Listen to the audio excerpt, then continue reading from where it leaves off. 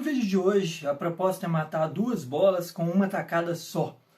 Eu estou gravando esse vídeo para responder aqui como começar a ler poesia épica, que é uma dúvida que eu já recebi no e-mail, já recebi por mensagem. Estão sempre me perguntando como começar a encarar os poemas épicos. No momento eu estou lendo a Eneida de Virgílio e imagino que isso que provoque essa dúvida tão frequente. E ao mesmo tempo, aproveitando justamente essa leitura, eu vou responder também como eu faço as minhas marcações nessa obra de Virgílio. Vocês podem ver aqui que eu marco bastante coisa, estou sempre destacando alguma coisa aqui, não só para levar para os vídeos, mas para quando eu for voltar nessa obra eu conseguir recuperar as minhas impressões de leitura. E eu começo, claro, pela primeira pergunta, né? Então, eu começaria, na verdade, com outra pergunta. Como começar a ler poemas épicos? Mas primeiro, o que são esses poemas épicos, né? Que tipo de gênero literário é esse? Com o que a gente está lidando? Essa seria a primeira pergunta para a gente poder entrar justamente nesses livros e nesse tipo de obra. Os poemas épicos, em geral, eles são textos que narram aí feitos heróicos. Então eles vão eleger um personagem, geralmente um protagonista heróico, uma figura muito significativa e simbólica, e vão focar com esse personagem em alguns acontecimentos e eventos de batalha, de viagens, de enfrentamento de fenômenos sobrenaturais, que podem ser tanto históricos quanto mitológicos, né? Ou seja, eles podem ser tanto da ordem aí do que seria o real, vamos dizer assim, dos fatos, dos acontecimentos históricos, como também da ficcionalidade, da invenção dos próprios poetas, né?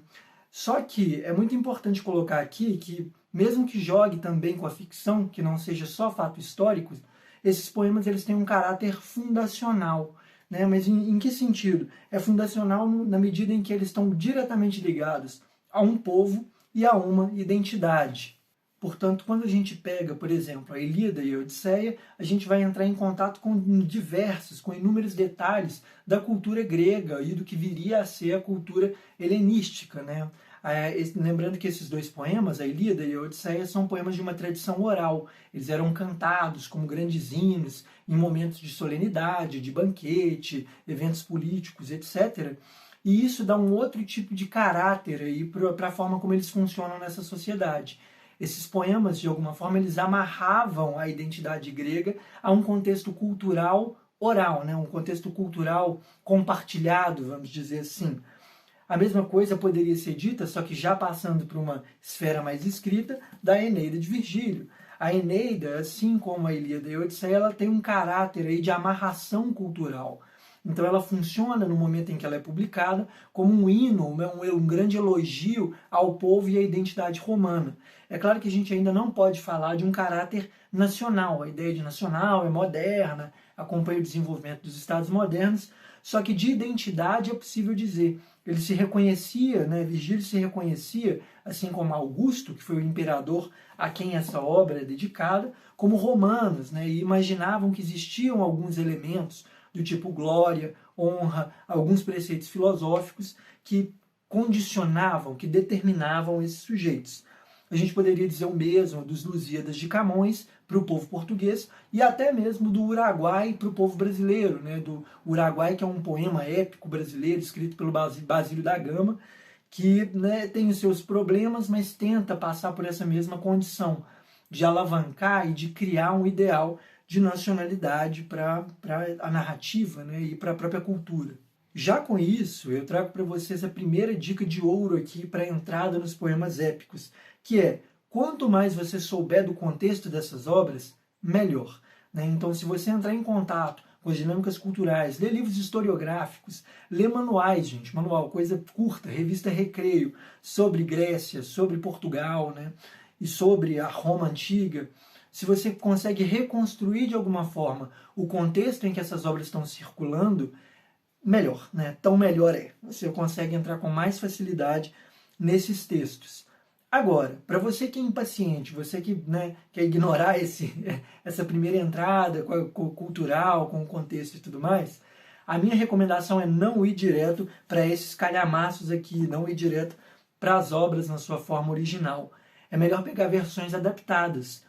E como são, né, clássicos da literatura, textos que circulam na mídia, que circulam com muita facilidade no mundo editorial, inclusive brasileiro, é muito fácil encontrar adaptações. A gente teve recentemente uma publicação, por exemplo, do Paraíso Perdido, de Milton, na versão de quadrinhos, né, que pode não passar ali os versos, não verter os versos do inglês para o português, acompanhando métrica, elementos significativos. Enfim, ele não faz isso, mas ele consegue transmitir algo da narrativa e da cultura. E isso já é, assim, maravilhoso, isso já é uma vitória. Então essas adaptações, como uma primeira entrada, um primeiro contato com esse tipo de obra, elas são extremamente positivas, né? Faça isso, vá atrás das adaptações. Agora, para você que já se sente mais seguro, né, que já passou pela etapa de estudo cultural, das adaptações, e quer de fato entrar, né, nesses textos, no texto, vamos dizer assim, original, né, a minha recomendação é estudar as edições. Né? Então você vai ter uma etapa de adaptação e depois você vai ter uma etapa de edição. Qual edição é melhor? Essa pergunta é uma pergunta de ouro. Não existe edição melhor. Não existe que essa edição é melhor, né, e tal. Enfim, esse tipo de coisa é sempre muito relativo. As traduções, elas têm muitas particularidades. Quando vai passar o texto de uma língua original, de uma língua antiga principalmente, do latim ou do grego para o português, existem inúmeras formas de optar pela linguagem, pelos valores estéticos. Enfim, isso fica a cargo do tradutor e fica a cargo do leitor também. Então, qual que é a melhor edição para você? Essa é a pergunta. E como que você descobre isso? Simples. Você vai passear numa livraria, você vai numa leitura da Viva, uma livraria cultura, fechou, mas enfim. Você vai numa livraria, num sebo, onde você puder, ou mesmo na internet, hoje esses textos são fáceis de encontrar, e vai estudar as edições. Eneida, da editora 34, que é a que eu uso. Você vai dar uma folheada. Editora Autêntica, também publicou Eneida, com outra tradução. Você vai dar uma folheada, vai ler os primeiros versos e ver se aquilo te agrada. Por quê? Porque isso facilita o nosso contato e a nossa entrada com o texto. Se o tradutor te agradar, ele é um mediador desse texto para você. Então, se ele te agrada, né, o texto também mais facilmente vai te agradar, mais facilmente vai entrar na sua cachola. Eu acho importante dizer, inclusive, que isso também vale para as edições em português. O texto do Basílio da Gama e o texto do Camões, né, que estão em língua portuguesa, eles também têm edições diversas. Algumas edições têm notas e essas notas variam, né, variam entre si. Alguns escritores, ou melhor, alguns editores são bem obsessivos com as notas e fazem nota de tudo, né? Cada palavra ali recebe uma nota, isso é uma referência, não sei do que. Enfim, essas edições elas costumam ser muito longas e muito prolixas, né? Elas são travadas, a nossa leitura vai sendo interrompida o tempo todo pelas notas. Para as pessoas que gostam e que querem, né, construir o repertório ao mesmo tempo que leem o texto, eu indico essas edições. Tem uma edição aqui, eu uso dos Camões, né, dos Lusíadas do Camões. Por exemplo, é essa aqui, da de Ouro. Não sei se está tão fácil de achar, porque é uma edição bem antiga, vocês podem ver aqui. Mas é uma edição, assim, completa com notas, né? Ela está aqui totalmente... Nossa, o livro está desmontando. Totalmente, né, comentada, né, por algum editor. E isso conta demais também na hora da leitura. E para encerrar nessa primeira pergunta, ainda falando sobre tradições, né, traduções e edições, eu queria falar da minha experiência pessoal. Eu sou, assim, um adorador, eu adoro métrica. Amo o texto metrificado, adoro a poesia metrificada, né, as várias escolas de metro, enfim. E por isso, né, eu tenho uma queda assim, pelas edições do Carlos Alberto Nunes, que é o que eu estou usando aqui na edição da 34, minha Ilíada e minha Odisseia principais, né, eu tenho outras edições, mas elas também são vertidas para o português pelo Carlos Alberto Nunes, né, que são as que eu mais gosto. E o que o Carlos Alberto vai fazer é usar o hexâmetro datílico. Mas, parêntese aqui, existem outras versões metrificadas que são muito boas também. Recentemente saiu uma da Ilíada, pela editora Zouk, se não me engano, que é do Leonardo Antunes. E ele vai traduzir de uma forma muito interessante, porque ele traduz na forma de dois decassílabos, se não me engano. Então o poema todo, cada verso do Homero, vai ser traduzido para o português como 2 decassílabos, né, perfeitos ali. Enfim, acho lindo também, acho incrível o trabalho do Leonardo Antunes. Fica a recomendação. Ele também tem canal no YouTube que traz essas coisas, mostra pra gente. É ótimo o canal dele. Mas voltando ao Carlos Alberto Nunes, ele traduz na forma do hexâmetro datílico, né? Canta minha cólera, ó deusa funesta de Aquiles, pelida, né? 6, a marcação de 6 tônicas em posições específicas nesse metro enorme. E ele vai fazer tudo, né, o poema inteiro dessa forma. Isso dá um ritmo e uma melodicidade para o texto que me agrada demais. Eu costumo ler esses textos em voz alta, então eu pego, porém latino se absteve de nelas tocar, renegando de tão fatal mistério, nas sombras do passo ocultou-se. Né? O fato disso estar metrificado me ajuda a entender uma cadência melódica que entra com mais facilidade para mim. Né? Ou seja, o texto marca meu corpo, meus ouvidos, meu espírito, se a gente quiser, com mais facilidade. Mas vamos aproveitar aqui a deixa do Carlos Alberto Nunes para falar justamente de como eu faço as marcações, já que ele foi o tradutor dessa Eneida aqui. Então, para fazer marcações nos livros, né, em quaisquer livros que eu estou lendo, eu uso lápis, né, e post-its. O lápis porque eu gosto de fazer escrita, né, gosto de marcar, grifar, né, lápis e régua, gosto de fazer as marcações diretas no texto, mas sem que elas sejam permanentes. Por quê? Porque no momento que eu for reler, se eu tiver feito algum comentário que eu já não concordo, que eu acho meio idiota e tal, eu posso revisar, eu posso dar uma apagadinha ali e mudar a minha forma de pensamento.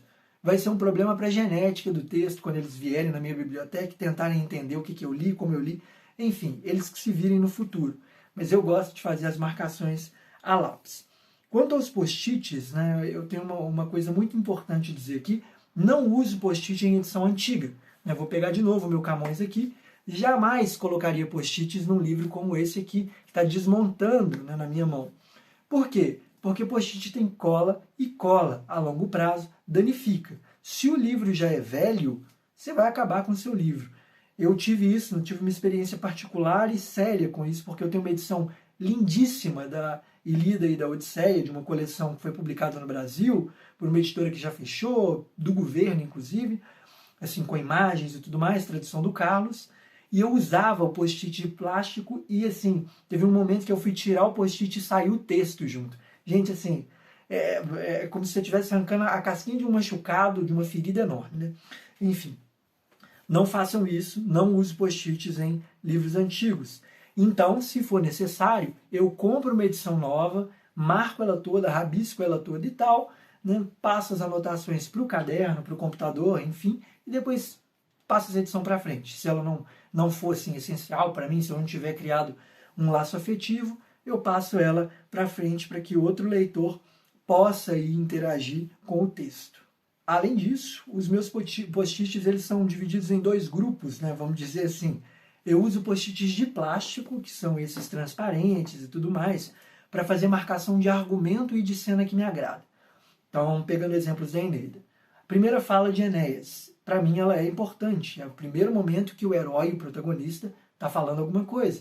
O que eu faço? Pego um post-it azulzinho ali, de plástico, e marco aquilo lá. Mesma coisa os argumentos de acontecimento. Enéas foi até a ilha de fulano, né, se encontrou com fulano para falar, isso para mim é um argumento, é parte do canto, parte da estrutura da obra, é relevante, eu marco também, marco com post-it de plástico.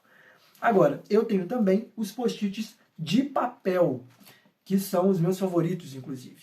E eu faço essa variação porque eu não quero confundir as coisas, e vocês veem, né, como eu disse, eu marco demais, e fazendo essa divisão de matéria, né, de material, plástico e papel, a coisa fica mais fácil. Os de papel eu uso para detalhes estéticos, e eu uso 2 cores, o rosa e o amarelo. O amarelo eu vou usar para tudo que for detalhe estético que não é símile. Eu sou apaixonado por símile. Os símiles são a coisa que mais me chama a atenção nos poemas épicos. A gente já vai falar deles. Mas enfim, os post-its rosas, eles são usados para marcar todos os símiles da obra. Então, na minha versão da Ilíada e da Odisseia, eu tenho todos os post-its ali de papel rosa registrando os símiles. Eu tenho todos os símiles anotados, né? Eu pretendo um dia passar isso para o computador, fazer talvez um estudo sobre símiles, enfim, ideias para o futuro.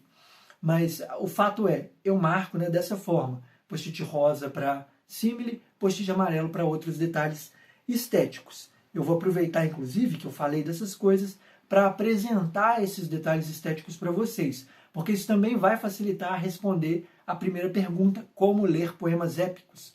Se você conhece os procedimentos técnicos e tudo mais, é mais fácil ler, né? Você já sabe o que esperar e já sabe o que perceber, o que procurar nessas obras. Por isso eu vou falar deles. Esses elementos eles são muitos e eles variam conforme a tradição da poesia épica e da própria narrativa, aparecimento do romance, desenvolvimento da poesia, conforme isso progride. Todos esses procedimentos eles vão mudando, vão se acomodando em outros formatos e vão, inclusive, atravessar e penetrar essas outras esferas, esses outros gêneros narrativos. Por isso, né, como são muitos, eu destaquei aqui 6 que seriam os principais deles. O primeiro é a invocação às musas.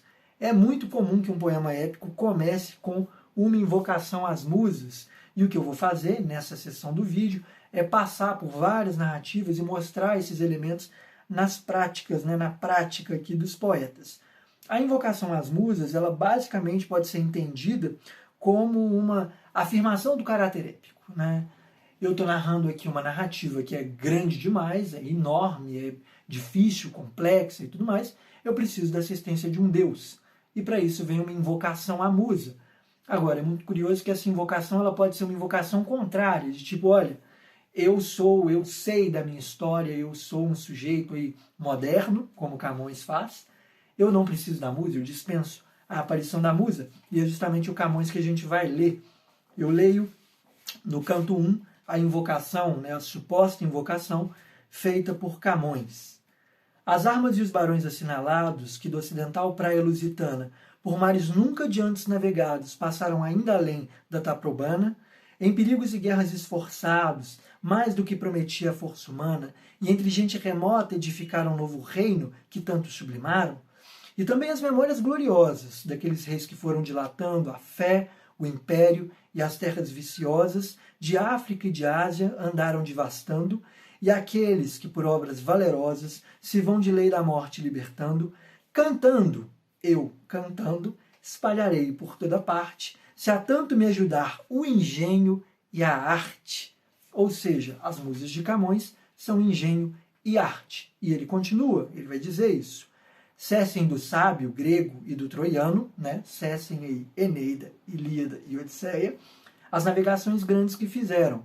Cale-se de Alexandre e de Trajano a fama das vitórias que tiveram. Que eu canto o peito ilustre e lusitano, a quem Netuno e Marte obedeceram. Cesse tudo que a musa antiga canta, que outro valor mais alto se alevanta. Valor mais alto, como a gente viu aqui, ele mesmo disse, o engenho e a arte. Uma invocação às musas, gente. Ele está negando as musas aqui, claro, para afirmar outras musas, outros procedimentos, outros hinos, mas isso funciona, isso ocupa o lugar de uma invocação às musas. O segundo elemento que eu queria destacar é o epíteto. Epíteto que é uma coisa besta, mas que assim, arranja uma confusão na cabeça dos leitores de poemas épicos, porque os epítetos são muitos. O que é o epíteto, gente? O epíteto é basicamente um outro nome oferecido aos personagens centrais. Nem precisa ser os personagens centrais, oferecido aos personagens. Então, para usar alguns exemplos aqui, na Eneida, o Enéas é Enéas o Pio, né? Enéas o filho de Anquises, Enéas o primeiro romano, Enéas o troiano. Todos esses nomes, todos esses adjetivos que acompanham o nome do herói são os epítetos. E é muito importante ter atenção a esses epítetos e a aparição deles ao longo da obra, porque o poeta pode muito bem usá-lo no lugar do nome do herói, o que deixaria a gente perdido. Eu lembro na minha primeira experiência lendo a Ilíada, que ficava toda hora um tal de Pelida, né, a Antrida, e eu ficava assim, o que é isso, gente? O que está acontecendo? São epítetos. Pelida, por exemplo, é o Aquiles, né, filho de Peleu, Pelida. Ao mesmo tempo ele é o Pés Velozes. Então, quando o guerreiro de Pés Velozes saiu da cabana, né, então isso assim, esse tipo de elemento retoma uma personagem, reinsere ela na trama, sem que seja preciso falar o nome. Odisseu, o astucioso, o abençoado por Atena, né, o filho de Minerva. Ele não é filho, né, mas o agraciado por Minerva, né, por Atena. Enfim, tudo isso constrói epítetos e é importante marcar. Toda vez que você vê um epíteto novo, registra ele de alguma forma. Pode ser até escrevendo uma espécie de glossário assim, de personagens e de epítetos, que isso vai facilitar a sua leitura, para você não ficar perdido quando um nome ali é retomado. Vamos agora a eles, os queridíssimos símiles. Né? Eu vou passar bem rápido por isso, porque eu poderia fazer um vídeo inteiro só lendo símiles aqui e degustando, né? Fazendo uma degustação de símiles, mas eu queria destacar um ponto muito importante aqui. O símile é uma das estratégias que mais se consagrou na literatura, né? Pelo menos da literatura ocidental. Então ele vai ser retomado assim por todo mundo, né? Todo tipo de escrita faz uso dos símiles. Os símiles são basicamente uma comparação direta. Então, uma coisa como outra. Geralmente, um feito heróico ou um feito humano com um fenômeno natural ou um fenômeno da cidade, da cultura, da filosofia. Enfim, são esses tipos de aproximação. E o primeiro símile que eu queria ler para vocês está nessa obrinha aqui, ó, um romance moderno, romance super moderno, que é o Lolita de Nabokov, que eu li recentemente, e eu marquei o símile aqui só para essa ocasião, né, que é lá no final do livro, quando Quilty e o nosso narrador Humbert Humbert estão se enfrentando, que aparece um símile muito singelo, muito delicado. A gente vai ter outros símiles dentro dessa obra que são bem maiores, mas como eu queria brevidade, eu escolhi esse aqui. Abraçados como duas enormes e ineptas crianças, né, rolamos pelo chão. Um símile, assim, né? Tal como duas crianças se abraçam e se digladiam, eu e Quilt, no nosso enfrentamento, na nossa luta, rolamos pelo chão. Um símile brevíssimo, um símile normal, assim, acertado, escrito pelo Nabokov, muitos e muitos anos depois da Eneida, por exemplo. Mas eu queria ler também, justamente, um símile aqui da própria Eneida, que vai ser o primeiro símile dessa narrativa, que chama a atenção por ser o primeiro, e que apresenta uma variação com relação ao símile de Homero. Essa variação eu comento ela no primeiro vídeo, vou deixar o link aqui em cima, da nossa série sobre a Eneida de Virgílio.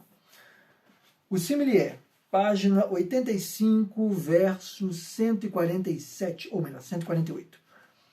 Como por vezes ocorre em cidades de muitos vizinhos, quando rebenta a revolta e dispara o povinho sem brio, já voam pedras e fachos, as armas a luta improvisa, mas se de súbito surge um varão de aparência tranquila e comprovado valor, todos calam e atentos escutam, com seu discurso as vontades compõem e o furor do fica, da mesma forma cessou o barulho das vagas a um gesto da divindade. Enfim, um símile que compara o gesto de Netuno, de apaziguar os mares, com a chegada de um varão, de um orador, de uma pessoa ilustre, numa cidade em que está acontecendo, sei lá, uma feira, uma confusão. Esses são dois símiles que eu queria mostrar e que eu acho que captam aí essa ideia de comparação que eu expliquei. Os símiles vão ser um recurso extremamente presente. Eles estão no Camões, eles estão no Virgílio, estão também na Ilíada e na Odisseia, estão no Gilgamesh, enfim.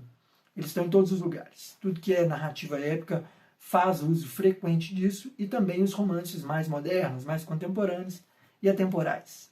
O próximo elemento poético, ele tem muito parecido com o símile, porque ele também é um recurso que vai se disseminar e vai ser amplamente utilizado na literatura ocidental, que é o catálogo. O que são catálogos, gente? O próprio nome já diz, é uma lista, uma listagem, é um nome ali, uma ordem de coisas e tal, uma enumeração infinita e caótica, muitas vezes, de elementos da narrativa.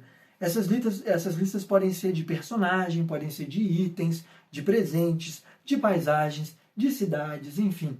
São enumerações longas e são enumerações que normalmente quebram a cadência narrativa. A gente está acostumado, né, numa literatura mais moderna, mais contemporânea, que é acional, que está muito preocupada com esses acontecimentos imediatos, que a coisa avança de uma vez e a gente já sabe onde vai chegar. Os catálogos, eles são uma espécie de armadilha, né, e de inferno, porque você está no meio da ação e de repente um poeta fala: ah, musa, agora me fala quem participou disso. Ah, meu Deus do céu, lá vem. E aí começa uma enumeração longuíssima.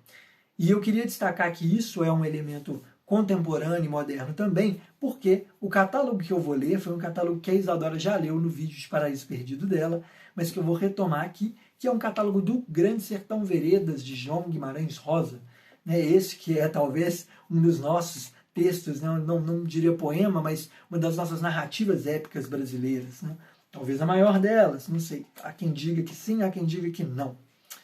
Mas vamos lá ao catálogo de Guimarães Rosa. Primeiro com quantos, removido no estatuto deles, com os poucos me acompanharei, daqueles jagunços, conforme que os anjos da guarda. Texto difícil, vocês podem ver. Só quase a boa gente, sendo que são, por todos, estes. E aí vem o catálogo. Capixim, caboclo sereno, viajado, filho dos Gerais de São Felipe. Fonfredo, que cantava todas as rezas de padre e comia carne de qualidade nenhuma, e que nunca dizia de onde era e viera. O que rimava verso com ele, Sesfredo, desse já lhe contei. O testa em pé, baiano ladino, chupava muito. O Paspe, vaqueiro jaibano, o homem mais habilidoso e serviçal que já topei nessa minha vida. Dadá Santa Cruz, dito caridoso, caridoso um epíteto, né? Dito caridoso. Queria sempre que se desse resto de comida a gente pobre com vergonha de vir pedir. O carro de boi, gago gago. O catocô, mulato claro, era curado de bala. Enfim, e ele continua esse catálogo por mais algumas linhas, né, e talvez parágrafos, não lembro bem. Isso para dizer, né, gente, que o catálogo está também em narrativas mais modernas, em narrativas contemporâneas. É um recurso muito típico e muito usado, sobretudo na poesia, né? Poesia lírica, não a poesia épica. A poesia lírica adora fazer enumerações, catálogos, etc. Né? Isso é um recurso muito frequente delas. O penúltimo item, ele normalmente não é considerado, ou então ele não se parece muito com um elemento estético, com um detalhe estético, mas ele é. Ele é consagrado e entendido pela interpretação antiga, pelos clássicos, como elemento significativo, como detalhe estético, ponte poética dos poetas, que é a cena típica. O que é uma cena típica? Cena de vestimenta e cena de despimento. Então, pôs roupa, tirou roupa, é cena típica, gente. Essas descrições elas dão são muito interessantes, elas são muito bem construídas.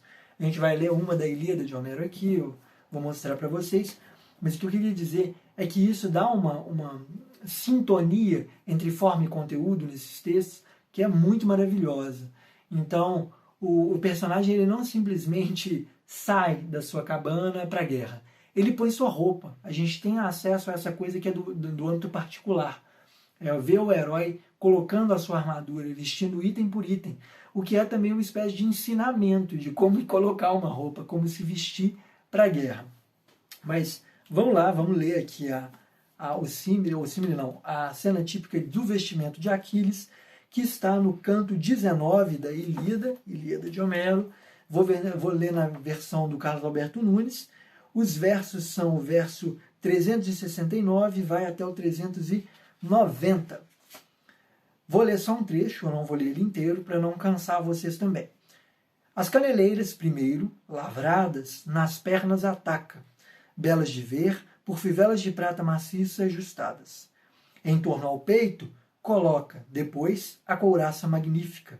Lança nos ombros a espada, de bronze, com cravos de prata, e o grande escudo sobraça, inteiriço de largos contornos, que, como a lua fulgor difundia até grande distância, tal como chega no mar até os nautas aflitos o brilho que da fogueira acendia no cimo de um monte, se espalha em solitária paragem, enquanto nas ondas piscosas da tempestade a afastarem-se os força dos carros parentes, do mesmo modo até o éter atinge o esplendor que do escudo belo de Aquiles se expande. Uma descrição difícil, cenas típicas são difíceis, porque elas conjugam outros elementos. Vocês viram aqui que no meio dessa cena de vestimenta apareceram dois símiles, né? Eu fiquei até espantado lendo a edição aqui que eu marquei esses símiles e tal, já tinha me esquecido deles. Enfim, esses dois símiles estão aí para complementar e dar mais vivacidade a essa cena de vestimenta de Aquiles. E elas vão ser muitas ao longo desse texto e vão ser muitas ao longo de outras obras. O próprio Nabokov, no Lolita, vai fazer várias descrições de momentos em que a própria Lolita, a criança, está vestindo suas roupas, vestindo o meião, ou tirando os sapatos, levantando a blusa. Enfim, essas descrições são cenas típicas também, que o Humbert, mediado, claro, na voz, assumindo uma persona de Nabokov, sabe usar muito bem, conhece com muita inteligência, como professor de literatura, que o Humbert é. Por fim, eu falo agora do elemento que talvez seja o mais interessante assim, de notar, porque ele se mistura em meio à narrativa. Ele não é, como esses outros, um detalhe poético, vamos dizer assim, visível na sua materialidade do texto. A gente precisa fazer um esforço de compreensão para enxergá-lo, que é a composição em anéis, ou ring composition, anéis, correntes, enfim, isso tem vários nomes dentro da nossa tradição. São elos narrativos, gente. Assim, a melhor definição seria essa. São elos narrativos ou uma escrita em elipse, uma escrita que é circular. Ou seja, ela avança sempre retomando pontos que já foram deixados para trás.